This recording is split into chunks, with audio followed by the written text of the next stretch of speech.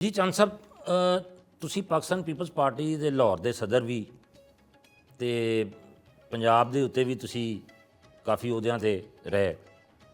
ਤੁਸੀਂ ਸਮਝਦੇ ਹੋ ਕਿ ਪਾਕਿਸਤਾਨ ਪੀਪਲਸ ਪਾਰਟੀ ਪੰਜਾਬ ਦੇ ਵਿੱਚ ਖਾਸ ਤੌਰ ਤੇ ਔਰ ਫਿਰ ਲਾਹੌਰ ਦੇ ਵਿੱਚ ਇਹਨੂੰ ਮਜ਼ਬੂਤ ਕਰਨ ਵਾਸਤੇ ਕੀ ਕਰਨਾ ਚਾਹੀਦਾ ਹੈ? ਕਿਉਂਕਿ ਇਸ ਵੇਲੇ ਜਿਹੜੀ ਪੀਪਲਸ ਪਾਰਟੀ ਦੀ ਸੂਰਤ ਹਾਲ ਹੈ ਉਹ ਕੋਈ ਇੰਨੀ ਖਾਸ ਬਿਹਤਰ ਨਹੀਂ ਹੈਗੀ। ਤੁਸੀਂ ਜੋ ਕਿਹਾ ਠੀਕ ਹੈ। ਪੀਪਲਸ ਪਾਰਟੀ ਦੀ ਇਸ ਵੇਲੇ ਪੋਜੀਸ਼ਨ ਜਿੰਨੀ ਹੋਣੀ ਚਾਹੀਦੀ ਉਨੀ ਨਹੀਂ ਹੈਗੀ, ਪਰ ਹਰ ਦਫਾ ਸਾਨੂੰ ਪੰਜਾਬ ਦੇ ਵਿੱਚੋਂ ਕੱਢ ਦਿੱਤਾ ਜਾਂਦਾ ਨਾ ਜ਼ਬਰਦਸਤੀ। ਮਤਲਬ 88 ਦੇ ਵਿੱਚ ਜਿਹੜਾ ਇਲੈਕਸ਼ਨ ਹੋਇਆ ਸੀ ਉਹਦੇ 'ਚ ਪੀਪਲਸ ਪਾਰਟੀ ਅਕਸਰੀਅਤ ਦੇ ਨਾਲ ਪੰਜਾਬ ਵਿੱਚੋਂ ਜਿੱਤੀ ਸੀ। ਉਸ ਵਕਤ ਪੰਜਾਬ ਦੇ ਵਿੱਚ 50 ਸੀਟਾਂ ਦੇ ਉੱਤੇ ਸਾਡੇ ਨਾਲ ਹੱਥ ਹੋਇਆ ਤੇ ਸਾਡੀ ਅਕਸਰੀਅਤ ਨੂੰ ਅਕਲੀਅਤ ਵਿੱਚ ਬਦਲ ਦਿੱਤਾ।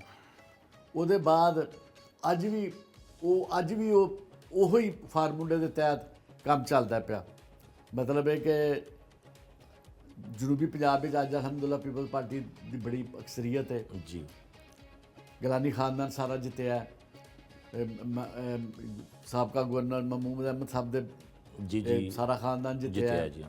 ਜਨੂਬੀ ਪੰਜਾਬ ਵਿੱਚੋਂ ਅਸੀਂ ਜਿੱਤੇ ਹਾਂ। ਲੇਕਿਨ ਜਨੂਬੀ ਪੰਜਾਬ ਤਾਂ ਚਲੋ ਠੀਕ ਹੈ। ਮਖਦੂਮ ਸ਼ਾਹਬੁਦੀਨ ਸਾਹਿਬ ਦਾ ਬੇਟਾ ਉਹਨਾਂ ਨੇ ਬਣਿਆ। ਹਾਂਜੀ ਤੇ ਰਾਜਾ ਪਰਵੇਜ਼ ਅਸ਼ਰਫ ਸਾਹਿਬ ਬਣੇ ਨੇ। ਬਾਕੀ ਹੋਰ ਕਾਫੀ ਸੀਟਾਂ ਨੇ ਸਾਡੀਆਂ ਜਿੱਥੇ ਸਾਡੇ ਲੋਕ ਜਿੱਤੇ ਨੇ, ਪਰ ਉੱਥੇ ਸਾਨੂੰ ਹਰਾ ਦਿੱਤਾ ਜਾਂਦਾ ਹੈ। ਤੇ ਇਨਸ਼ਾਅੱਲਾ ਆਉਣੇ ਵਾਲੇ ਇਲੈਕਸ਼ਨ ਦੇ ਵਿੱਚ ਜਦੋਂ ਵੀ ਇਲੈਕਸ਼ਨ ਹੁੰਦੇ ਨੇ 2 ਸਾਲ ਬਾਅਦ ਹੋਣ, 3 ਸਾਲ ਬਾਅਦ ਹੋਣ, 2.5 ਸਾਲ ਬਾਅਦ ਹੋਣ, ਜਦੋਂ ਵੀ ਇਲੈਕਸ਼ਨ ਮੁਕਰਰਾ ਵਕਤ 'ਤੇ ਹੁੰਦੇ ਨੇ, ਤੇ ਅਗਰ ਇਲੈਕਸ਼ਨ ਗੈਰ ਜਾਨਮਦਾਰ ਹੋਏ ਤੇ ਇਨਸ਼ਾਅੱਲਾ ਅਗਲਾ ਵਜ਼ੀਰ ਆਜ਼ਮ ਬਿਲਾਵਲ ਭੁੱਟੋ ਜ਼ਰਦਾਰੀ ਹੋਏਗਾ। ਚੰਦ ਸਾਹਿਬ, ਤੁਸੀਂ ਇਲੈਕਸ਼ਨ ਲੜਿਆ MNA ਦਾ, MP ਦੇ ਤੁਸੀਂ ਰਹੇ ਜੀ। ਤੁਸੀਂ MNA ਦਾ ਇਲੈਕਸ਼ਨ ਵੀ ਲੜਿਆ ਔਰ ਮੀਆਂ ਨਵਾਜ਼ ਸ਼ਰੀਫ ਦੇ ਖਿਲਾਫ ਲੜਿਆ ਜੀ। ਤੇ ਉਸ ਵੇਲੇ ਤੁਹਾਡੀ ਪੋਜੀਸ਼ਨ ਵੀ ਬੜੀ ਬਿਹਤਰ ਸੀ ਪੋਜੀਸ਼ਨ। ਫਿਰ ਉਸ ਤੋਂ ਬਾਅਦ ਤੁਸੀਂ ਲਾਹੌਰ ਦੇ ਨਾਜ਼ਮ ਦਾ ਇਲੈਕਸ਼ਨ ਵੀ ਲੜਿਆ, ਜਿਹੜਾ ਕਿ ਜਿਹਦੇ ਬਾਰੇ 'ਚ ਕਿਹਾ ਜਾਂਦਾ ਹੈ ਕਿ ਤੁਸੀਂ ਤਕਰੀਬਨ ਉਹਨੂੰ ਵਿਨ ਕੀਤਾ ਸੀ। ਤੇ ਉਹ ਕੀ ਹੋਇਆ ਫਿਰ ਕਿ ਉਹ ਮਤਲਬ ਇਲੈਕਸ਼ਨ ਜਿਹੜਾ ਤੁਹਾਨੂੰ ਹਰਵਾਤਾ ਗਿਆ ਔਰ ਮਤਲਬ ਤੁਸੀਂ ਹਾਰ ਗਏ? ਅਸੀਂ ਤਾਂ ਕਹਾਂਗੇ ਤੁਸੀਂ ਹਾਰ ਗਏ, ਮੈਂ ਤਾਂ ਨਹੀਂ ਕਹਿ ਸਕਦਾ ਤੁਹਾਨੂੰ ਹਰਵਾਤਾ ਗਿਆ। ਪਹਿਲੀ ਮੈਂ ਗੱਲ ਕਰਾਂਗਾ, ਪਹਿਲਾ ਇਲੈਕਸ਼ਨ ਜਿਹੜਾ 93 ਦੇ ਸ਼ਦਰਿਓ ਮੈਂ ਲੜਿਆ ਜੀ ਕੌਮੀ ਅਸੈਂਬਲੀ ਦਾ। ਜੀ। ਜਨਰਲ ਇਲੈਕਸ਼ਨ ਦੇ ਵਿੱਚ ਮੀਆਂ ਨਵਾਜ਼ ਸ਼ਰੀਫ ਸਾਹਿਬ ਸੀ ਮੇਰੇ ਮੁਕਾਬਲੇ ਤੇ। ਉਹ ਮੈਂ 45,000 ਵੋਟ ਲਿਆ, ਮੀਆਂ ਸਾਹਿਬ ਨੇ 63,000 ਵੋਟ ਲਿਆ, ਉਹ ਜਿੱਤ ਗਿਆ। ਉਹਦੇ ਬਾਅਦ ਬਾਈ ਇਲੈਕਸ਼ਨ ਹੋਇਆ, ਬੀਬੀ ਸਾਹਿਬਾਂ ਨੇ ਮਿਹਰਬਾਨੀ ਕੀਤੀ, ਮੈਨੂੰ ਹੁਕਮ ਦਿੱਤਾ ਕਿ ਤੂੰ ਦੁਬਾਰਾ ਇਲੈਕਸ਼ਨ ਲੜ। ਮੈਂ ਬਾਈ ਇਲੈਕਸ਼ਨ ਦੇ ਵਿੱਚ ਦੁਬਾਰਾ ਗਿਆ, ਬਾਈ ਇਲੈਕਸ਼ਨ ਮੈਂ ਜਿੱਤ ਲਿਆ ਸੀ। ਪਰ ਬੀਬੀ ਸਾਹਿਬਾਂ ਲਾਹੌਰ ਆਏ, ਤਸ਼ਰੀਫ ਲਿਆਏ, ਏਅਰਪੋਰਟ ਦੇ ਉੱਤੇ ਮੇਰੀ ਮੁਲਾਕਾਤ ਹੋਈ ਉਹਨਾਂ ਦੇ ਨਾਲ। ਉਹਨਾਂ ਨੇ ਕਿਹਾ ਕਿ ਇਲੈਕਸ਼ਨ ਨਰਮ ਜਾ ਰਿਹਾ, ਸਖਤ ਜਾ ਰਿਹਾ ਹੈ। ਭਾਈ ਜੀ ਇਲੈਕਸ਼ਨ ਸਖਤ ਜਾ ਰਿਹਾ ਹੈ। ਤੇ ਬੀਬੀ ਸਾਹਿਬਾਂ ਨੇ ਕਿਹਾ ਮਿਹਨਤ ਕਰੋ, ਜੀਤੋ, ਮੈਂ तुम्हें ਮਿਨਿਸਟਰ ਬਣਾਉਂਗੀ। ਠੀਕ ਹੈ ਜੀ। ਇਹ ਜਿਹੜੇ ਉਸ ਵਕਤ ਪਾਰਟੀ ਦੇ ਕਿਆਦਤ ਸੀ, ਮੈਂ ਨਾਂ ਨਹੀਂ ਲਵਾਂਗਾ ਉਹਨਾਂ ਦਾ, ਉਹ ਉੱਥੇ ਮੌਜੂਦ ਸੀ ਸਾਰੇ ਹੀ। ਅੱਛਾ। ਉਹਨਾਂ ਸਾਰਿਆਂ ਨੇ ਕਿਹਾ ਕਿ ਵੀ ਅਸੀਂ ਅੱਗੋਂ ਉਮੀਦਵਾਰਾਂ ਸੈਨੇਟ ਦੇ ਇਲੈਕਸ਼ਨ ਤੇ ਅੱਗੋਂ ਉਮੀਦਵਾਰਾਂ ਵਜ਼ਾਰਤਾਂ ਬਣਨੀਆਂ ਨੇ ਐਡਵਾਈਜ਼ਰਸ਼ਿਪ ਦੇ, ਕਿਉਂਕਿ ਲਾਹੌਰੋਂ ਦੇ ਸਾਰੀ ਪੀਪਲ ਪਾਰਟੀ ਹਾਰ ਗਈ ਸੀ। 1-2 ਸਾਡੀਆਂ ਸੀਟਾਂ ਹੈਗੀਆਂ ਸੀ। ਜੀ। ਤੇ ਇਹ ਮਤਲਬ ਚੰਨ ਬਣ ਜਾਏਗਾ। ਉਹਨਾਂ ਨੇ ਇਹ ਮਿਹਰਬਾਨੀ ਕੀਤੀ। ਮਤਲਬ ਇਹ ਕਿ ਮੈਂ ਨਵਾਜ਼ ਸ਼ਰੀਫ ਹਰਾਂ ਕੋਲੋਂ ਲਾਹੌਰ ਵਾਲਿਆਂ ਨੇ ਮੈਨੂੰ ਵੋਟ ਦਿੱਤਾ, ਮੈਂ ਇਲੈਕਸ਼ਨ ਜਿੱਤ ਗਿਆ। ਪਰ ਉਸ ਵਕਤ ਦੀ ਜਿਹੜੀ ਇੰਤਜ਼ਾਮੀਆ ਸੀ ਉਹਨਾਂ ਨੇ ਮਿਹਰਬਾਨੀ ਕੀਤੀ, ਮੈਨੂੰ ਇਲੈਕਸ਼ਨ ਹਰਵਾਤਾ, ਮੈਂ ਇਲੈਕਸ਼ਨ ਹਾਰ ਗਿਆ। ਜਦ ਕਿ ਲੋਕਾਂ ਨੇ ਮੈਨੂੰ ਸ਼ਦਰਿਆ ਰਿਆ, ਲੋਕਾਂ ਨੇ ਮਿਸਰੀ ਸ਼ਾਹ, ਸ਼ਾਦ ਬਾਗ, ਇਹਨਾਂ ਲੋਕਾਂ ਨੇ ਸਭ ਨੇ ਮੈਨੂੰ ਵੋਟ ਦਿੱਤਾ, ਮੈਂ ਜਿੱਤਿਆ। ਮਤਲਬ ਮੈਂ ਇਹ ਨਹੀਂ ਕਹਿੰਦਾ ਮੈਂ ਬਹੁਤ ਮਾਰਜਨ ਤੋਂ ਜਿੱਤਿਆ, ਪਰ ਮੈਂ ਜਿੱਤ ਗਿਆ 1000-1500 ਵੋਟਾਂ ਤੋਂ। ਬਹਰਹਾਲ ਉਹਨੂੰ ਤਬਦੀਲ ਕਰ ਦਿੱਤਾ ਗਿਆ। ਜੋ ਬਿਮਾਰੀ ਇਸ ਮੁਲਕ ਦੇ ਹਰ ਇਲੈਕਸ਼ਨ 'ਤੇ ਪੈਂਦੀ ਹੈ, ਉਦੋਂ ਬਾਈ ਇਲੈਕਸ਼ਨ 'ਤੇ ਵੀ ਇੰਝ ਕੀਤਾ ਗਿਆ। ਉਹਦੇ ਵਿੱਚ ਸਾਡੇ ਲੋਕ ਵੀ ਸ਼ਾਮਲ ਸੀ, ਤਾਂ ਅਸੀਂ ਇਲੈਕਸ਼ਨ ਹਾਰ ਗਿਆ। ਉਹਦੇ ਬਾਅਦ ਮੈਂ ਹੁਣ ਆ ਗਿਆ 2001 ਦੇ ਬਲਦਿਆਤੀ ਇਲੈਕਸ਼ਨ 'ਤੇ। 2001 ਦਾ ਬਲਦਿਆਤੀ ਇਲੈਕਸ਼ਨ ਜਿਹੜਾ ਸੀ ਨਾ, ਉਹ ਲੜਿਆ ਲਾਹੌਰ ਦੇ ਵਿੱਚ 4 ਜਮਾਤਾਂ ਨੇ। ਜੀ। ਇੱਕ ਪਾਕਿਸਤਾਨ ਪੀਪਲ ਪਾਰਟੀ ਨੇ, ਇੱਕ ਪਾਕਿਸਤਾਨ ਮੁਸਲਿਮ ਲੀਗ ਨੂਨ ਨੇ, ਇੱਕ ਜਮਾਤ ਸਾਮੀ ਨੇ, ਇੱਕ ਕਾਫ ਲੀਗ ਨੇ। ਜੀ। ਇਹ 4 ਜਮਾਤਾਂ ਨੇ ਪਾਕਿਸਤਾਨ ਦੇ ਪੰਜਾਬ ਦੇ ਵਿੱਚ ਲਾਹੌਰ ਦੇ ਵਿੱਚ ਇਲੈਕਸ਼ਨ ਦੇ ਵਿੱਚ ਹਿੱਸਾ ਲਿਆ। ਬੀਬੀ ਸਾਹਿਬਾਂ ਨੇ ਮੈਨੂੰ ਨਾਮਜ਼ਦ ਕਰਤਾ ਲਾਰਡ ਮੇਅਰ ਵਾਸਤੇ। ਹਾਂਜੀ ਅਸੀਂ ਕੰਮ ਸ਼ੁਰੂ ਕਰ ਦਿੱਤਾ। ਹੁਣ ਅਸੀਂ 3 ਭਾਈਵਾਲ ਸਾਂ। ਇਹ ਦਿਨੋਂ ਅਸੀਂ ਤਿੰਨੇ ਇਕੱਠੇ ਲਾਹੌਰ ਦੇ ਵਿੱਚ ਮਿਲੇ। ਇਹਦੇ 'ਚ ਸ਼ੇਖ ਰੇਲ ਅਸਗਰ ਦਾ ਬੜਾ ਰੋਲ ਸੀ, ਜੀ ਜੀ ਉਹਦਾ ਸਾਦ ਰਫੀਕ ਸਾਹਿਬ ਦਾ ਤੇ ਮੇਰਾ। ਅਸੀਂ ਤਿੰਨਾਂ ਨੇ ਆਪਸ ਵਿੱਚ ਮੀਟਿੰਗਾਂ ਕਰਦੇ ਰਹੇ ਮੁਖਤਲਿਫ ਜਗ੍ਹਾ ਦੇ ਉੱਤੇ। ਸ਼ੇਖ ਰੇਲ ਅਸਗਰ ਸਾਹਿਬ ਦੇ ਘਰ ਵੀ ਮੈਂ ਗਿਆ, ਉੱਥੇ ਵੀ ਮੀਟਿੰਗਾਂ ਹੋਈਆਂ। ਗੁਲਬਰਗ ਸਾਡਾ ਇੱਕ ਦੋਸਤ ਦਾ ਦਫ਼ਤਰ ਸੀ, ਉੱਥੇ ਵੀ ਮੀਟਿੰਗਾਂ ਹੋਈਆਂ। ਸਾਦ ਰਫੀਕ ਸਾਹਿਬ ਨਾਲ ਵੀ ਮੀਟਿੰਗਾਂ ਹੋਈਆਂ। ਅਸੀਂ ਇੱਕ ਇਤਿਹਾਦ ਬਣਾ ਲਿਆ। ਅੱਛਾ ਸਾਡਾ ਇੱਕ ਇਤਿਹਾਦ ਬਣ ਗਿਆ, ਜਮਹੂਰੀ ਗਰੁੱਪ ਬਣ ਗਿਆ। ਉਹਦੇ ਜਮਹੂਰੀ ਗਰੁੱਪ ਦੇ ਵਿੱਚ ਇਹਨਾਂ ਨੇ ਫੈਸਲਾ ਕੀਤਾ ਕਿ ਜੀ ਹੁਣ ਲਾਰਡ ਮੇਅਰ ਦਾ ਇਲੈਕਸ਼ਨ ਹੋਏਗਾ ਤੇ ਇਹ ਜ਼ਿਆਦਾ ਵੋਟ ਦੇ ਰਹੇ ਸੀ।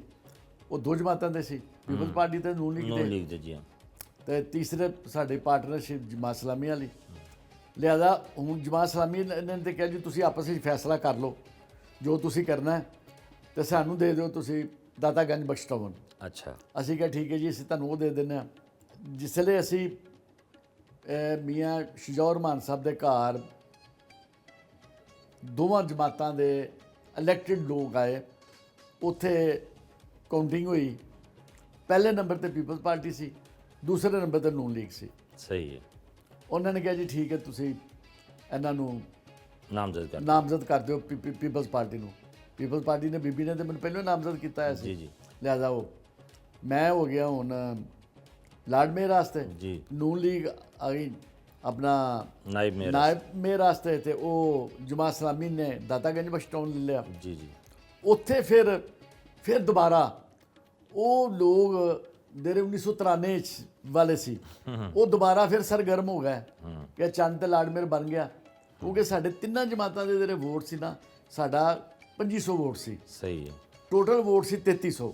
ਜੀ ਜੀ ਤੇ ਜਿਸ ਵਕਤ ਵੋਟ ਕਾਸਟਿੰਗ ਹੋਣੀ ਸੀ ਨਾ, ਅਸੀਂ ਗਿਣਿਆ ਸੀ ਸਾਨੂੰ ਕੁਝ 27-2800 ਵੋਟ ਪੈਗਾ। ਸਹੀ ਹੈ, ਠੀਕ ਹੈ ਜੀ। ਉਹਨਾਂ ਨੇ ਆਪਣਾ ਰੋਲ ਫਿਰ ਅਦਾ ਕੀਤਾ। ਉਹਨਾਂ ਨੇ ਕਹਿਤਾ ਜੀ ਕਿ ਜੀ ਉਹ ਨੂਨ ਲੀਗ ਕਹਿੰਦੀ ਹੈ ਕਿ ਚੰਦ ਦਾ ਰੰਗ ਕਾਲਾ ਤੇ ਸਾਨੂੰ ਚੰਨ ਕਬੂਲ ਨਹੀਂ ਹੈਗਾ ਅੱਛਾ ਤੇ ਮੇਅਰਸ਼ਿਪ ਤੁਸੀਂ ਸਾਨੂੰ ਦੇ ਦਿਓ। ਸਾਰੀ ਰਾਤ ਇਹ ਮੈਨੂੰ ਦਿਨ ਨੂੰ ਕਾਗਜ਼ ਜਮ੍ਹਾਂ ਕਰਾਣੇ ਸੀ। ਇਹ ਕੰਮ ਚੱਲਦਾ ਰਿਹਾ। ਮੈਂ ਉਹ ਥਰੂ ਆਪਣਾ ਨਵਾਬਜ਼ਾਦਾ ਨਸਰੁੱਲਾ ਖਾਂ ਖੁਸ਼ਕਿਸਮਤੀ ਦੇ ਨਾਲ ਸਾਊਦੀ ਅਰੇਬੀਆ ਸੀ, ਅੱਛਾ ਉਮਰੇ ਤੇ ਗਿਆ ਸੀ।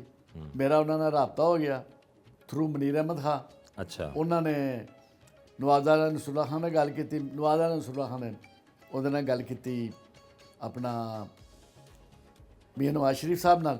ਮੀਆਂ ਨਵਾਜ਼ ਸ਼ਰੀਫ ਨੇ ਕਿਹਾ ਕਿ ਜੀ ਸਾਨੂੰ ਚੰਨ ਕਬੂਲ ਹੈ। ਲਿਹਾਜ਼ਾ ਫੈਸਲਾ ਹੋ ਗਿਆ।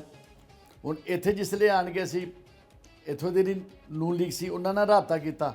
ਉਹਨਾਂ ਨੇ ਕਿਹਾ ਮੀਆਂ ਨਵਾਜ਼ ਸ਼ਰੀਫ ਤੇ ਸਾਡਾ ਜਿਹੜਾ ਹੈਗਾ ਉਹ ਤੇ ਨਹੀਂ ਹੈਗਾ ਸਦਰ, ਅਸੀਂ ਤਾਂ ਉਹਦਾ ਹੁਕਮ ਨਹੀਂ ਮੰਨਦੇ। ਅਸੀਂ ਤਾਂ ਹੁਕਮ ਮੰਨਦੇ ਸ਼ਹਿਬਾਜ਼ ਸ਼ਰੀਫ ਦਾ। ਸ਼ਹਿਬਾਜ਼ ਸ਼ਰੀਫ ਹੈਗਾ ਸਾਡਾ ਪੰਜਾਬ ਦਾ ਸਦਰ, ਤੇ ਤੁਸੀਂ ਸ਼ਹਿਬਾਜ਼ ਸ਼ਰੀਫ ਦੇ ਕੋਲੋਂ ਕਰਵਾਓ। ਦੁਬਾਰਾ ਰਾਬਤਾ ਕੀਤਾ, ਸਾਨੂੰ ਹੁਕਮ ਮਿਲਿਆ ਕਿ ਜਵੇਦ ਹਾਸ਼ਮੀ ਦੇ ਨਾਲ ਗੱਲ ਕਰੋ। ਜਵੇਦ ਹਾਸ਼ਮੀ ਦੇ ਨਾਲ ਰਾਬਤਾ ਕੀਤਾ। ਜਵੇਦ ਹਾਸ਼ਮੀ ਨੇ ਕਿਹਾ ਮੈਨੂੰ ਮੀਆਂ ਸਾਹਿਬ ਦਾ ਮੈਸੇਜ ਮਿਲ ਗਿਆ, ਮੈਂ ਅੱਗੇ ਕਨਵੇ ਕਰਨਾ। ਪਰ ਉਹ ਲੋਕ ਜਿਹੜੇ ਸਾਡੇ ਹੈਗੇ ਸੀ 1993 ਦੇ ਇਲੈਕਸ਼ਨ ਵਾਲੇ, ਉਹ ਦੁਬਾਰਾ ਫਿਰ ਇਕੱਠੇ ਹੋ ਗਏ। ਉਹਨਾਂ ਨੇ ਇਕੱਠੇ ਹੋ ਕੇ ਨੂਨ ਲੀਗ ਵਾਲਿਆਂ ਦੇ ਨਾਲ ਰਾਬਤਾ ਕੀਤਾ। ਉਹਨਾਂ ਨੇ ਕਿਹਾ ਹੁਣ ਸਵੇਰ 9 ਵਜੇ ਇੱਕ ਨਵਾਂ ਫਾਰਮੂਲਾ ਆ ਗਿਆ ਕਿ ਜੀ ਜਮਾਤ ਇਸਲਾਮੀ ਨੇ ਕਿਹਾ ਜੀ ਸਾਨੂੰ ਲਾਰਡ ਮੇਅਰ ਦਿਓਗੇ ਤੇ ਅਸੀਂ ਤੁਹਾਡੇ ਨਾਲ ਧਾਤ ਕਰਾਂਗੇ, ਵਰਨਾ ਅਸੀਂ ਤੇ ਉਹਦੇ ਨਾਲ ਮੀਆਂ ਅਮਨ ਨਾਲ ਜਾ ਕੇ ਧਾਤ ਕਰਨ ਲੱਗੇ ਆ। ਠੀਕ ਹੈ ਜੀ। ਤੇ ਮੈਨੂੰ ਮੇਰੀ ਬੇਗਮ ਨੇ ਕਿਹਾ ਕਿ ਇਹ ਸਾਰਾ ਕੁਝ ਹੋ ਰਿਹਾ ਤੈਨੂੰ ਲਾਉਣ ਵਾਸਤੇ ਕਿ ਵੀ ਤੂੰ ਮੰਨ ਜਾ ਕਿ ਠੀਕ ਹੈ ਮੈਂ ਨਾਜ਼ਮ ਆ ਜਾਂਦਾ ਵਾਂ ਤੇ ਜਮਾਤ ਇਸਲਾਮੀ ਨੂੰ ਦੇ ਦਿਓ ਲਾਰਡ ਮੇਅਰਸ਼ਿਪ। ਜਦੋਂ ਤੂੰ ਮੰਨ ਜਾਏਗਾ, ਤੂੰ ਕਹੇਗਾ ਮੈਂ ਨਹੀਂ ਇਲੈਕਸ਼ਨ ਲੜਨਾ, ਤੂੰ ਬਾਹਰ ਹੋ ਜਾਏਗਾ ਤੇ ਮੁੜ ਕੇ ਹੋ ਜਾਏਗਾ ਕਿ ਜੀ ਉਹਦੇ ਪੀਪਲਜ਼ ਪਾਰਟੀ ਦੇ ਬੰਦੇ ਨੇ ਕਾਗਜ਼ ਜਮ੍ਹਾਂ ਕਰਾਤੇ ਨੇ, ਚਾਨੇ ਦੇ ਕਾਗਜ਼ ਨਹੀਂ ਜਮ੍ਹਾਂ ਕਰਾਏ। ਲਿਹਾਜ਼ਾ ਉਹ ਮੈਂ ਕਿਹਾ ਜੀ ਠੀਕ ਹੈ।